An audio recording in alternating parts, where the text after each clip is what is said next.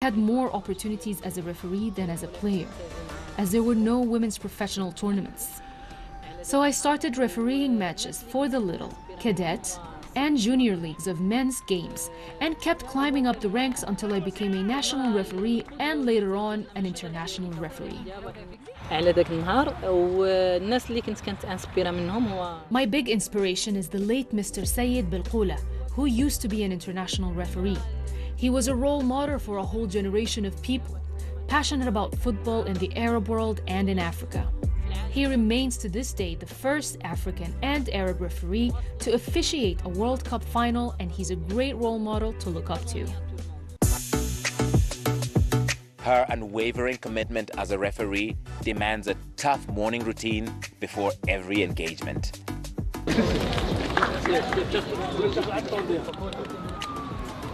Today, she was the fourth referee for the official women's friendly match between the Moroccan Atlas Lionesses and Uganda's national squad, the She Cranes. I knew the second referee who was with me during the African Games in 2019 in Morocco. As for the other two referees, this is the first time I'm working with them. But since roles are very different, all four of us communicate as best we can to complement each other and ensure the match runs smoothly. Even though Bushra broke through the glass ceiling, she's continuously advocating for equal rights and opportunity for women in her country in the sport she loves. It was indeed difficult for women to defend their right to choose to play football. But today, mentalities have changed, particularly because of the achievements of women in the World Cup. Since I started my career as a referee in 2001, and for 20 years, I have been dreaming of officiating at the World Cup. I was very lucky to have the chance to be the referee of the match between Vietnam and the US last July. I spent the first 3 minutes of the game thinking of how I started and how I managed to make it to the moment. Overall, I was so proud and happy to be the first Moroccan and Arab referee to officiate as a central referee in the Women's World Cup.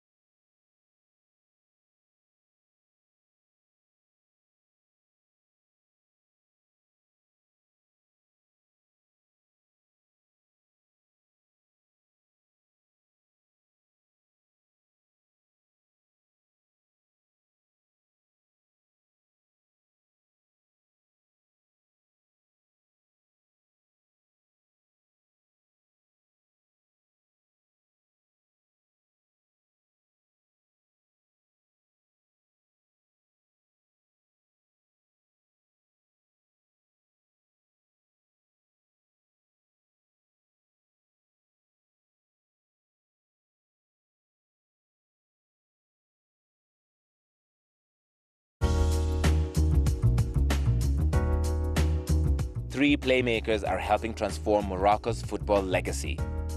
With so much investment supporting their work, Walid Regragui says nurturing talent is only step one on a tough road ahead. Describe the growth and transformation of Moroccan football, because Moroccan football is on fire right now. I think it's not a process that happened overnight. I would like to thank His Majesty for all the efforts he made over the last 10 or 15 years, and his vision, which has been important for the development of football. When you see the infrastructure that we have today in Morocco, the stadiums, the organization of the African Cup in 2025, and the organization of the World Cup in 2030, you understand that it's a process. The dream for me as a coach is that the future Messi or the future Maradona is born in Morocco. Hasna Doumi hopes attention is also paid to female talent across the country. Moroccan football has experienced remarkable progress. The same goes for the women's team, which participated in the World Cup for the first time and were able to reach the round of 16. Morocco has accumulated several milestones, and we must capitalize on them. We have all the conditions to progress and raise the flag even higher. For Bushra Karboubi, the dream is developing talent on and beyond the pitch to make Moroccan football Africa's model to follow. Morocco and the African continent were very well represented in the last Women's World Cup. But we aim for future times to reach better levels, whether for the players or the referees, of which I am part of. I was recently in Abidjan, where I passed the tests reserved for men so that I could referee men's matches. I'm very optimistic, and I hope I will be selected as a field referee for the 2024 African Cup of Nations, not only as a VAR referee. I also hope that my achievements will open doors to a whole generation of female referees who will have the chance in the future to officiate in those big events. And who knows, maybe the next step will be the Men's World Cup. That's our show. Remember, even when we're not on air, we're always online. Go to our website, cnn.com/African Voices, for past, present, and future shows, and connect with us on our social media. I'm Larry Madowo in Rabat for this special edition from Morocco. Thank you for watching. We'll see you next time.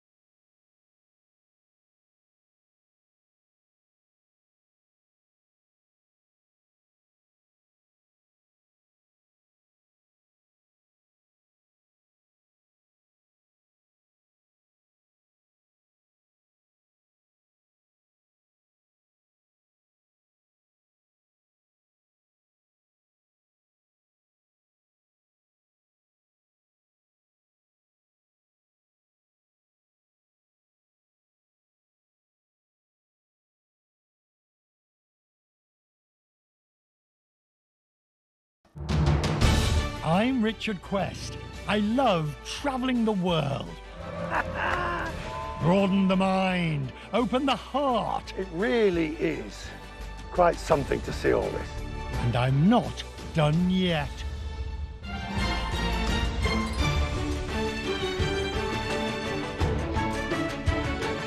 It's time to embrace new adventures. Ow! Find the fun. Seize the moments. Spectacular! In this world of wonder.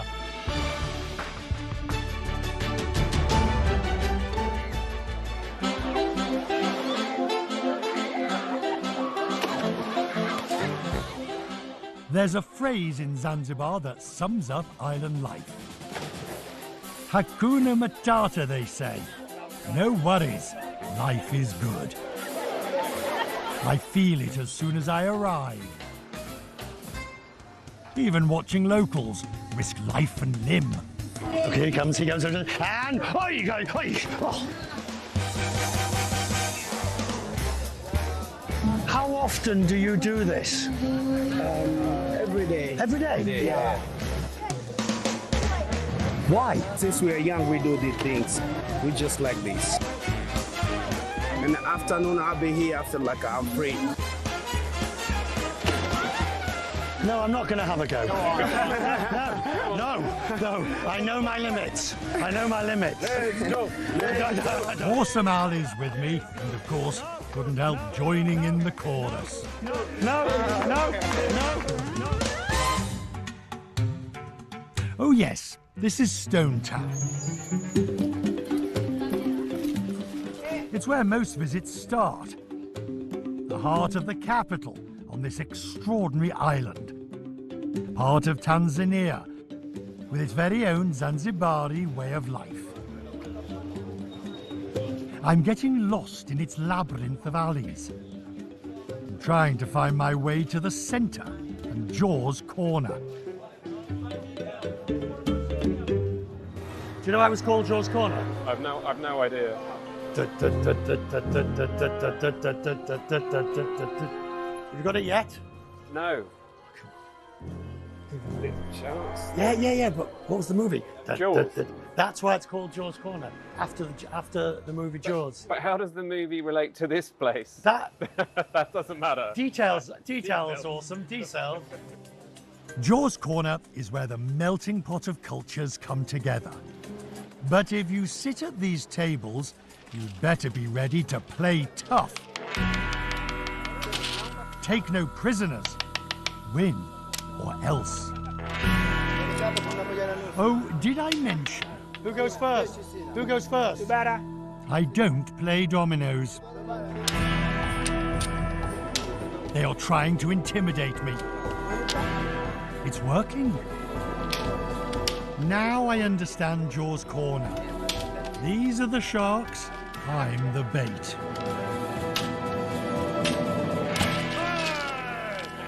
I'm going home. Thank you. Game over, and these sharks suddenly become friendly fish. I escaped intact. I've actually come to Jaws Corner to rendezvous with Farouk Abdallah. Let me take you by the hand and lead you through the streets of Zanzibar. I will show you something that